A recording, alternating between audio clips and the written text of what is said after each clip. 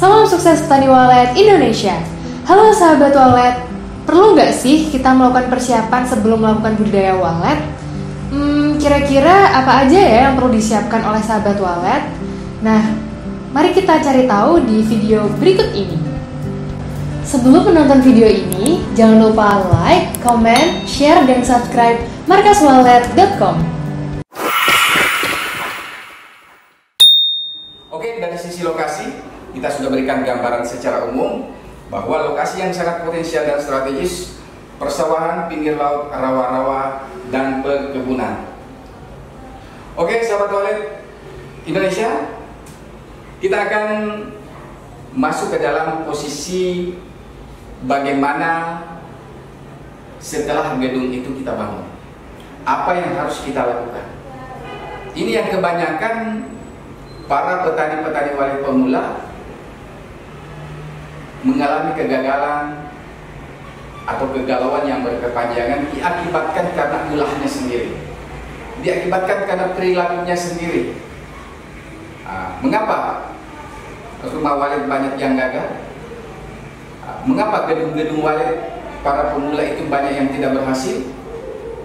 Oke, kita akan bedah apa penyebab daripada pemilik gedung walet itu menyebabkan kegagalan bagi gedung waletnya sendiri.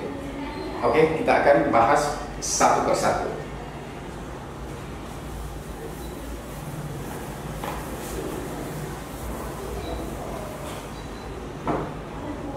Nah,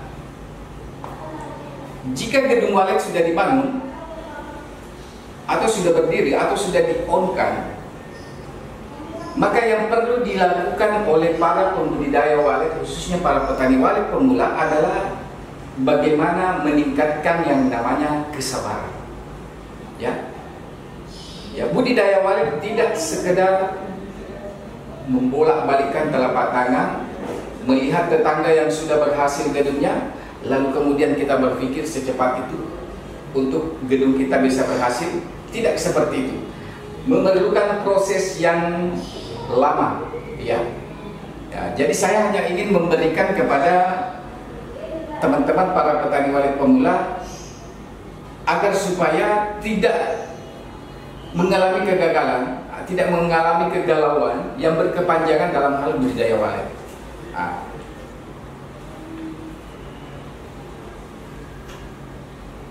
Nih, kita berbicara gedung yang sudah dibangun atau sudah kita dirikan, sudah kita on-kan.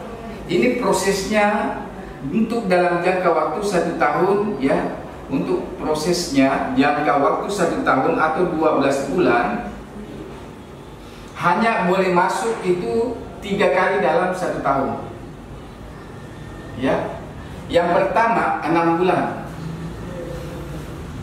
Nah, sejak di-on-kan, petani walet hanya boleh masuk di posisi 6 bulan pertama. Mengapa? Karena terjadi proses adaptasi burung walet dengan gedung dan suaranya. Setelah itu kita melakukan evaluasi. Kita melaksanakan evaluasi di tahun pertama, di bulan ke-3 bulan setelahnya. Ya.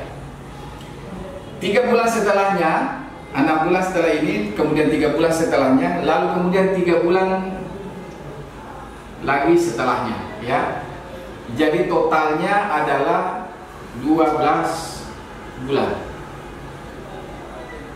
Jadi kita hanya bisa masuk 3 kali dalam 1 tahun untuk gedung yang pertama atau gedung baru, atau gedung yang baru di-on-kan, itu prosesnya kita masuk hanya 3 kali.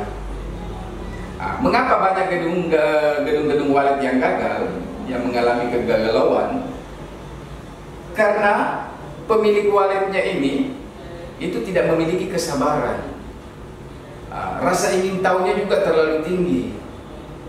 Sehingga karena ketidaksabarannya itulah menjadi sebuah dampak negatif bagi burung walet yang sedang dalam adaptasi di dalam gedung. Sehingga karena ketidaksabaran itu, pemilik gedung walet memasuki gedung waletnya dalam jangka waktu yang belum ditentukan, karena rasa ingin tahunya terlalu tinggi, akhirnya membuat burung walet itu merasa tidak nyaman, merasa tidak aman, sehingga burung walet itu pergi dari gedungnya. Oleh karena itu, para petani walet pemula harus memiliki jiwa yang sabar, hati yang sabar, agar supaya bisa menuai hasil yang maksimal. Oke, ini dari sisi posisi gedungnya. Oke, kita lanjutkan kembali dalam mindset yang selanjutnya, yaitu ini yang paling utama adalah merancang sebuah dena atau set plan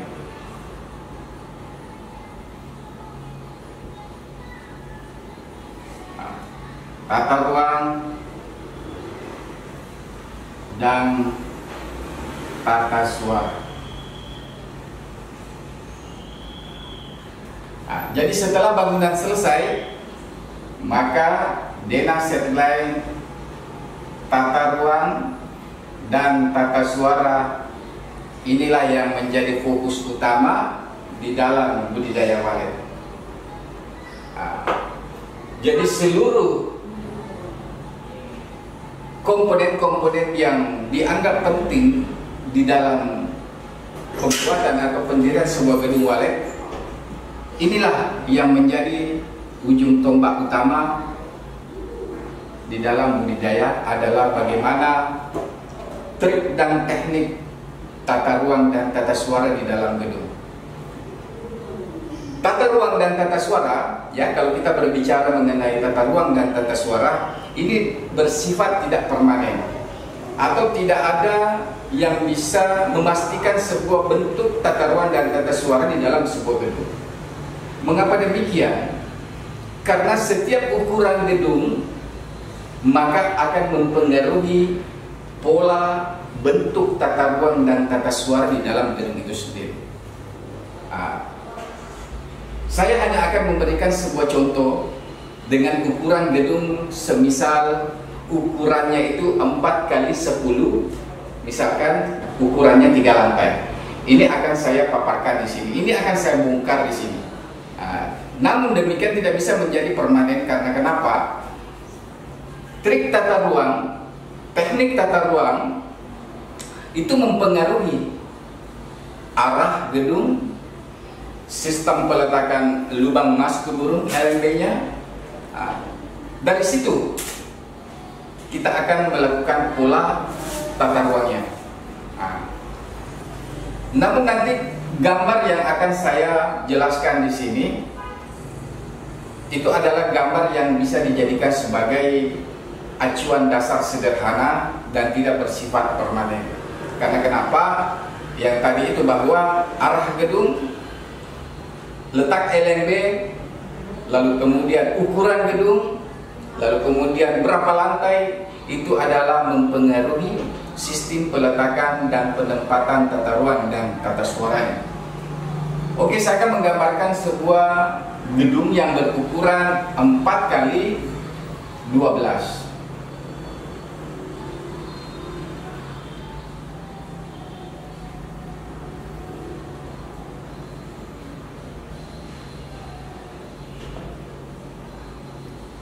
Nah, ini 12 meter, lalu kemudian ini lebarnya 4 meter.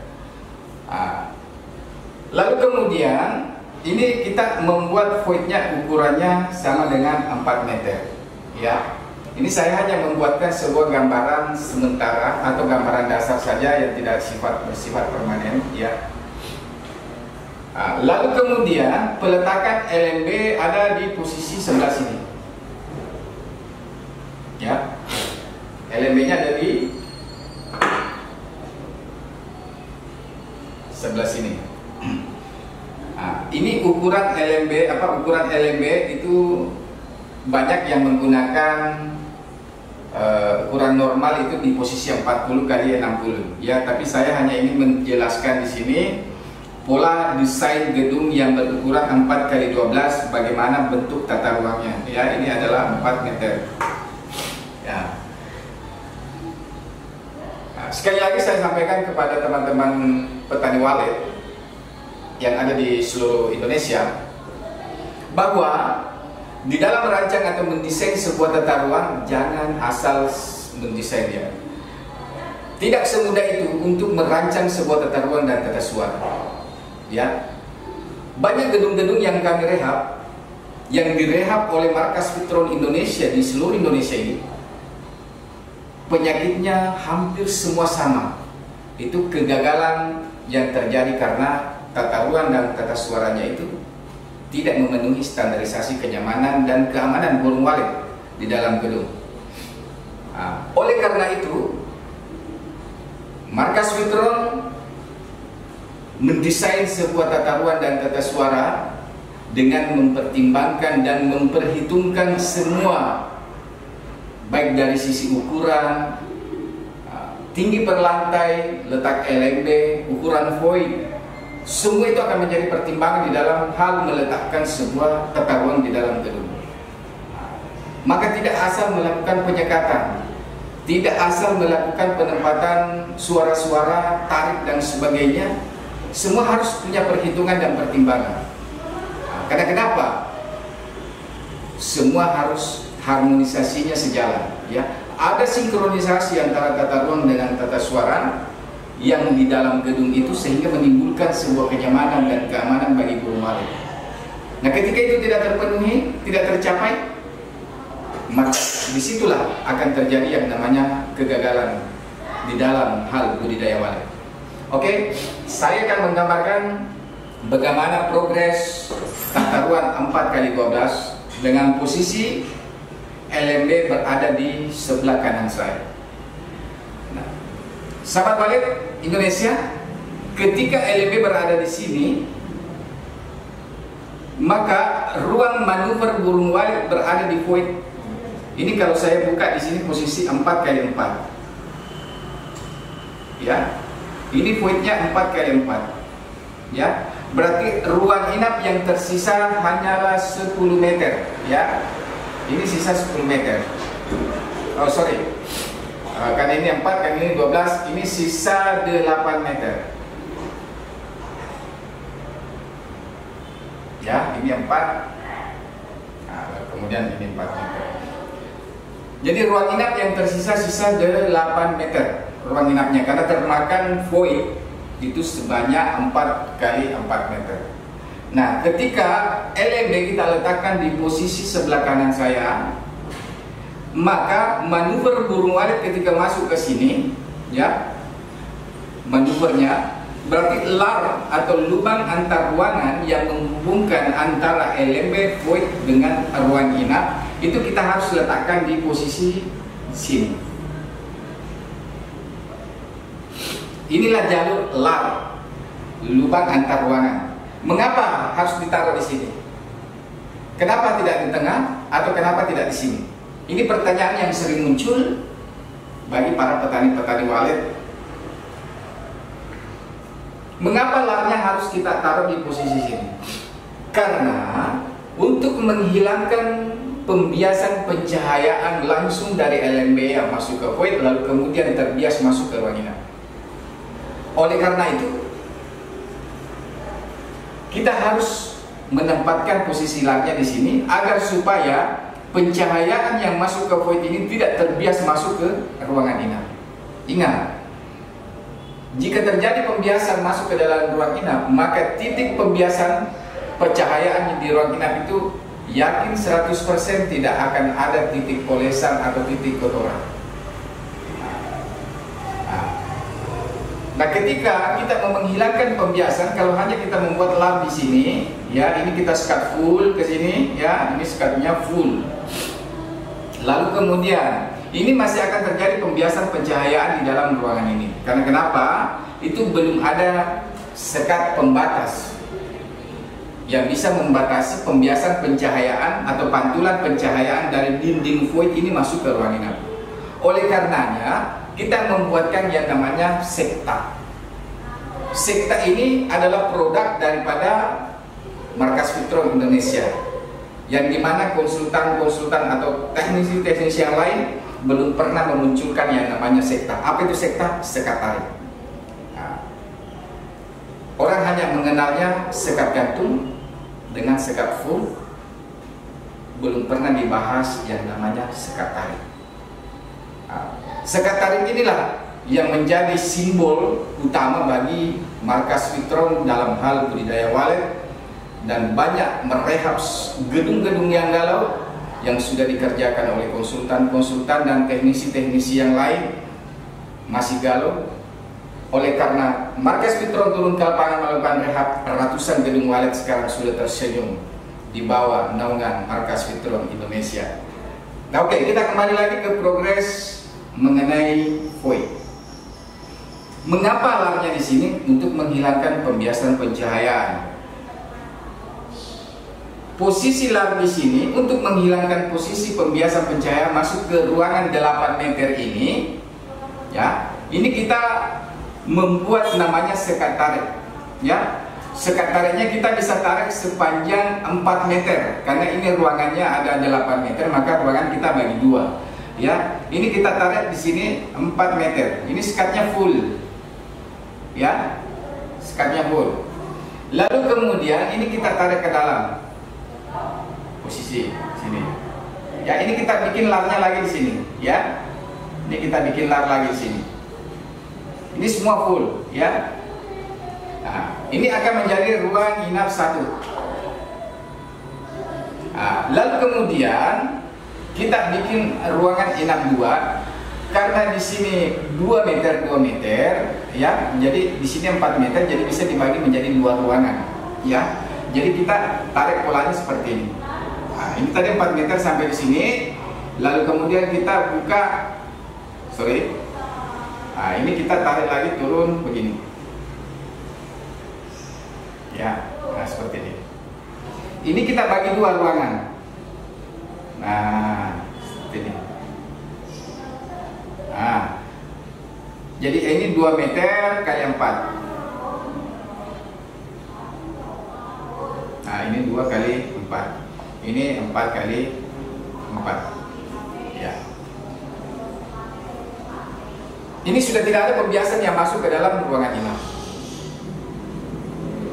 Di sini pembiasan dari dinding sini ini sudah tertahan oleh sekat full yang ada di sini, ya. Burung jalurnya masuk dari LMB, dari LMB itu dia masuk seperti ini, ya. Nah, dia mau ke sini boleh, nah, dia mau masuk ke sini boleh, dia mau masuk ke sini boleh. Nah, itulah trik jalur untuk ukuran 4x12 untuk menimbulkan sebuah rasa nyaman dan rasa aman di dalam gedung. Maka trik untuk penyekatan atau pola penyekatan di dalam gedung harus seperti ini. Nah, ini namanya di markas Witron Indonesia memberikan nama sebagai ini ruangan kunci, ya. Ini ruangan kunci, ya, untuk mengunci anakan. Nah, untuk mengunci anakan agar supaya nanti anakan ketika dewasa tumbuh, lalu kemudian dia bisa terbang di dalam gedung, bisa mengeksplor ruangan-ruangan yang ada di dalam gedung itu. Maka disinilah progresnya untuk burung walet anakan yang baru memulai terbang, maka kita beri nama sebagai ruangan kunci, seperti itu. Oke, sahabat markas Witron dimanapun Anda berada, inilah gambaran sederhana yang kita berikan untuk sementara terkait ukuran gedung 4x12 seperti itu. Terus bagaimana posisi di lantai 2-nya? Sebentar kita lanjutkan, ya, kita lihat sejenak. Bagaimana nih sahabat walet? Sudah mengerti kan apa saja yang harus dipersiapkan sebelum melakukan budidaya walet? Markas Walet, wujudkan mimpi petani walet Indonesia.